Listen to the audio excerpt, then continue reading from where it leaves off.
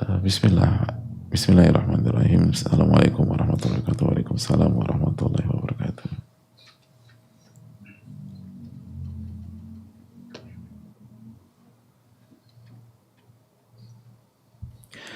Semoga Allah melimpahkan rahmat kepada Imam Nawawi, orang tua beliau, guru-guru beliau, beserta orang-orang yang beliau cintai, para ulama, amin ya rabbal alamin.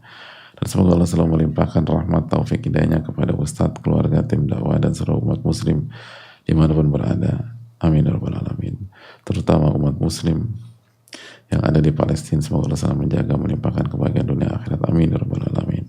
Begitu juga dengan yang bertanya. Ustadz, mohon maaf pertanyaan ini agak melenceng dari pembahasan saat ini mengenai pembahasan manisnya iman beberapa waktu yang lalu. Mohon nasihatnya Ustadz untuk saya yang saat ini sedang berada pada fase ibadah tapi terasa hambar.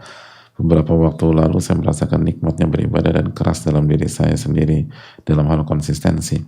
Tapi semenjak saya merintis bisnis kecil-kecilan, saya niatkan untuk tambahan dan juga tabungan kurban. Rasa-rasanya ibadah saya hambar, bahkan kadang saya agak terkesan menggampangkan suatu hal yang mubah dan agak menyepelekan yang sunnah. Apa yang harus saya lakukan, Ustadz? Apakah saya harus menyudahi rintisan bisnis ini? Karena rasanya setelah saya merintis bisnis ini juga mengurangi intensitas waktu beribadah. Mudah-mudahan atas izin Allah saya bisa mendapatkan pencerahan dari pertanyaan ini. Semoga Allah senantiasa memberikan taufik dan hidayahnya kepada kita semua. Jazakallahu khairan wa iyyakum. Allah Ta'ala bisawab. Kalau kita ingin menyudahi bisnis kita karena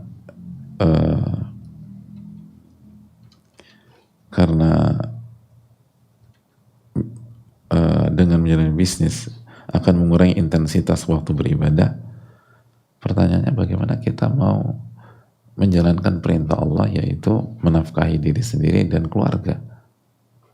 Oke, misalnya kita sudahi bisnis kita, terus kita mau ngapain?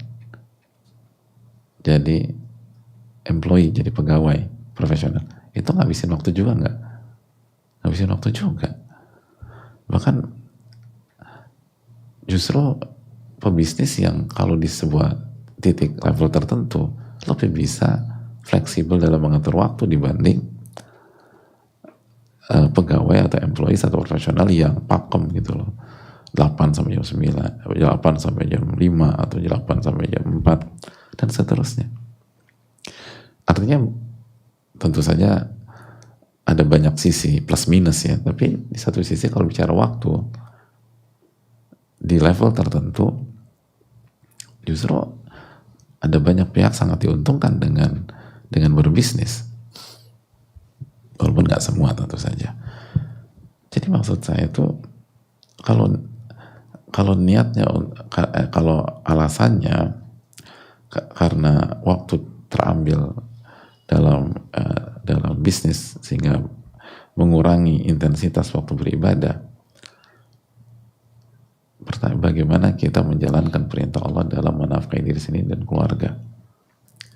Padahal itu adalah perintah Allah. Bagaimana kita mengamalkan sabda Nabi SAW, "Lau kuntum tawakkaluna 'ala Allahi haqqa tawakkuli la razaqakum kama yarzuqut tayr taqdu khimasan wa taruhu bitana." Kalau kalian bertawakal kepada Allah dengan sebenarnya tawakal, maka kalian akan diberikan rizki sebagaimana Allah berikan rizki kepada seekor burung. Burung pergi keluar di waktu pagi dalam kondisi perut kosong cari nafkah dan pulang ke sarangnya dalam kondisi perut kenyang di sore hari. Lihat, burung tuh keluar juga. Gimana ngamalin hadis ini? Kecuali kalau kita banyak uang memang. Kecuali kalau dapat warisan atau memang uangnya 1T gitu. Ya udah, itu bisa dipertimbangkan selama kita bisa menunaikan hak kita dan keluarga kita. Tapi kalau memang kita masih harus berjuang untuk menafkahi diri kita dan keluarga kita, kan ngadain. Terus yang berikut, yang kedua, kita harus dudukkan apa definisi ibadah. Apa definisi ibadah? Jangan berpikir ibadah itu hanya sholat, hanya i'tikaf, hanya berzikir. Kita tahu sebagian ulama mengatakan ibadah itu ismun jami', kata yang universal yang mencakup seluruh hal yang Allah cintai dan Allah ridhoi dari ucapan dan perbuatan zahiran wa batina, secara zahir maupun batin. Itu definisi ibadah di sisi sebagian para ulama. Walaupun ada perbedaan definisi, tapi definisi itu akan mengkerucut ke makna utuh yang sama insyaallah ta'ala dan saling melengkapi satu dengan yang lain. Intinya bahwa dijelaskan sama ulama, dan ini keterangan Syekhul Islam juga dan lain-lain, ibadah itu ismun jami'un, kata yang universal, mencakup seluruh hal yang Allah cintai dan Allah ridhoi. Pertanyaannya simpel, mencari nafkah itu hal yang Allah cintai dan ridhoi apa tidak? Iya, itu yang Allah perintahkan. Allah yang perintahkan. Bahkan bukan hanya sekedar mencari nafkah, kita harus totalitas sesuai dengan porsi dan terukur ketika mengerjakan sesuatu, ketika berbisnis sesuatu. Nabi SAW bersabda, Inna Allah yuhibbu idha amila ahadukum amalan an yutqina. Allah itu mencintai orang yang kalau mengerjakan sesuatu dia itqon. Itqon itu totalitas mendapatkan hasil terbaik yang bisa didapatkan. Itqon. Orang subjeknya itu mutqin. Bagi yang belajar tahsin dan tahfidz itu sering mendengar orang ini mutqin, hafalannya itu mutqon atau itqon banget sih hafalannya. Apa itqon banget hafalannya? Itqon banget hafalannya itu istilah kalau hafalannya nggak salah, udah kuat banget sehingga nggak salah-salah. Itu dinamakan itqon. Mau dibolak-balik kayak apa, nggak salah-salah. Kecuali 1-2 gitu loh. Ya wajar sah, imam Masjidil Haram, Masjid Nabawi atau imam yang besar-besar juga pasti salah, tapi sangat kuat gitu maksudnya. Itu kan bahasa hiperbola, nggak pernah salah tuh hiperbola, nggak ada orang nggak pernah salah, tapi paling nggak kuat banget. Nah kita kalau ingin dicintai Allah bukan hanya sekedar bisnis setengah-setengah, tapi kita totalitas selama terukur. Maksud terukur apa sih? Saatan. Ada waktunya bisnis, ada waktunya sholat, ada waktunya zikir, ada waktunya puasa Ramadan, ada waktunya misalnya mau itikaf, ada waktunya haji, ada waktunya umroh, ada waktunya birrul walidain, ada waktu sama istri, ada waktu sama anak, gitu. Jadi dibagi-bagi saatan, ada waktunya. Nah, alokasi waktu kita untuk bisnis berapa jam misalnya? Alokasi waktu kita di bisnis misalnya sehari 8 jam, maka 8 jam itu harus totalitas. Benar-benar habis-habisan 8 jam. Udah habis itu bagi-bagi dia ke yang lain. Dan begitu masuk waktu bisnis nggak bisa. Sebagaimana ketika kita masuk waktu ibadah lain, jangan diganggu sama bisnis. Gitu. Lagi sholat, jangan bikin bisnis rakaat pertama. Kalau rakaat kedua boleh nggak? Ya nggak boleh juga. Kecuali doa agar bisnisnya berkah. Di dalam sujud doa gitu. Tapi itu dalam rangka takarub kepada Allah. Sebagaimana ketika sama anak, udah jangan otak-atik bisnis. Sama anak kita. Jadi udah saatan.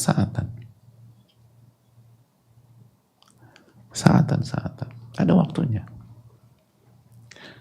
Baru itu diberkahi. Allah cinta sama orang yang totalitas. Oke, totalitas di bisnis, totalitas jadi ayah, totalitas jadi suami, totalitas.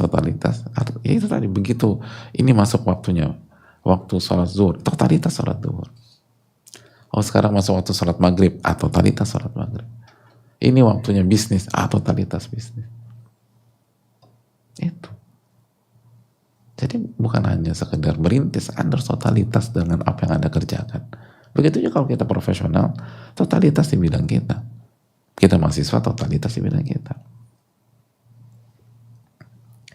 Itu hal yang paling. Jadi kita harus dudukan dulu makna ibadah, lalu saatan. Dan menggapai cinta Allah SWT itu penting. Allah mencintai orang yang mengerjakan satu itu totalitas. Lalu yang perlu kita benahi adalah Apa motif dan tujuan kita dalam berbisnis? Itu penting. Karena innamal a'malu binniyat, amal itu tergantung niat. Kalau niat kita mulia, niat kita sebagai sarana amal soleh, itu bisa jadi tiap detik ibadah. Atau tiap detik bermakna atau berpahala seperti pahala ibadah. Itu niatkan sekali lagi menjalankan perintah Allah untuk menafkahi diri sendiri dan keluarga. Niatkan untuk menjalankan hadis Nabi SAW seperti burung. Karena Nabi SAW menganalogikan burung untuk kerja, cari nafkah. Niatkan agar uang yang didapatkan untuk menafkahi diri sendiri dan menjaga iffah, sehingga kita nggak minta-minta, sehingga kita nggak jadi benalu, sehingga kita nggak jadi beban orang lain. Itu Pak. Niatkan untuk menafkahi keluarga. Liunfiq dzu sa'atin min sa'ati dalam surat At-Talaq, hendaknya setiap orang menginfakkan sesuai dengan kemampuannya. Jadi mengamalkan ayat Al-Quran. Niatkan untuk zakat. Kalau kita nggak punya uang, gimana kita berzakat? Niatkan untuk haji. Kalau nggak punya uang, gimana kita haji? Niatkan untuk haji. Niatkan untuk umrah. Niatkan untuk infak sedekah. Niatkan untuk bantu orang. Niatkan untuk membuka lapangan pekerjaan. Niatkan. Oh, itu pahalanya gede banget tadi. Ahabun nasi ila anfa'uhum linnas. Manusia yang paling Allah cintai diantaranya yang paling bermanfaat bagi manusia yang lain. Dengan bisnis kita bermanfaat kepada banyak pihak, kepada employees kita, pegawai kita, staff kita, segala macam. Sama bukan hanya dia, istrinya, anak-anaknya gitu loh. Bermanfaat. Sehingga uangnya itu bermanfaat. Kan kalau ada 10 pegawai kita, 10 pegawai kerja di kita, berarti kita manfaat kepada berapa? Berapa orang? Hah? Berapa orang? Ya tergantung. 10 plus istri dan anak-anaknya. Kalau setiap orang dari 10 itu anaknya 17, berapa coba? Itu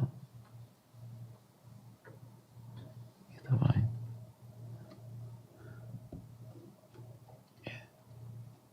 Makanya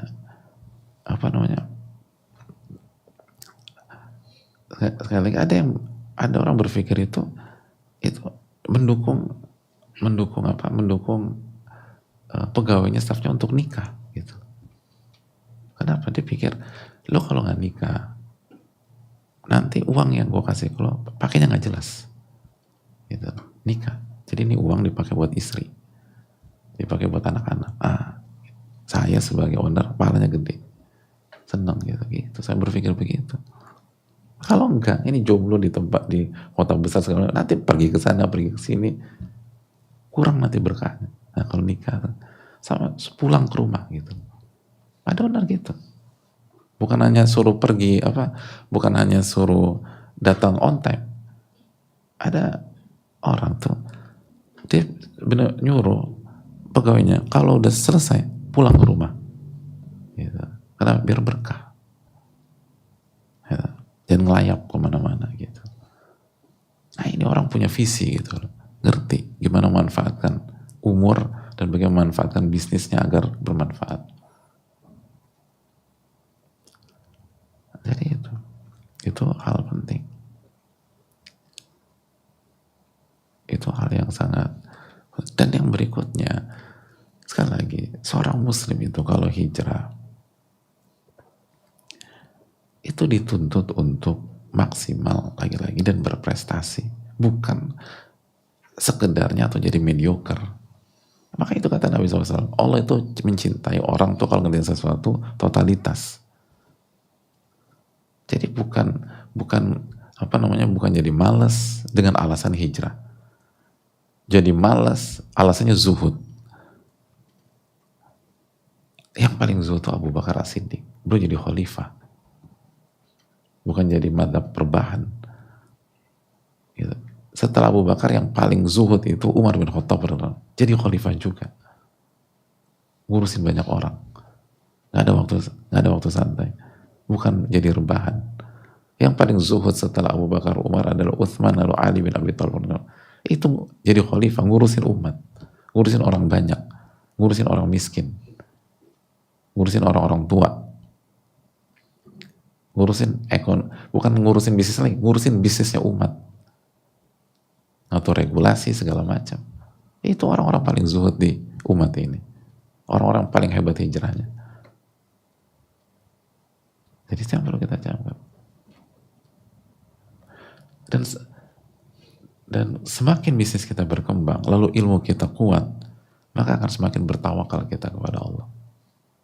Gitu. Semakin bertawakal. Beda tawakal orang yang bisnis dengan pegawai yang udah jelas gajian tanggal berapa. Beda. Oh itu pahala lagi. Coba tanya nih. Beda kalau pegawai bagus banget tanpa mengurangi rasa hormat, tapi kan beda. Oh nanti tanggal sekian gue gajian, nanti tanggal sekian gue gajian. Bisnis, orang yang bisnis mikir gimana. Terus itu tadi, ini bukan tentang saya saja, ini pegawai-pegawai saya makan apa nih kalau nggak ada ini. Oh ini dia bangun malam dia doa nangis sama Allah. Oh itu tawakal sama Allah. Banyak sekali keutamaan. Jadi harus semangat lah, harus semangat. Tapi dikerjainnya gitu. Terus baca Quran yang benar. Baca Quran itu berkah.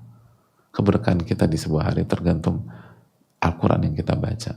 Jangan lupa baca Quran. Jangan lupa dekat sama Al-Quranul Karim. Wallahu ta'ala a'lam bishawab.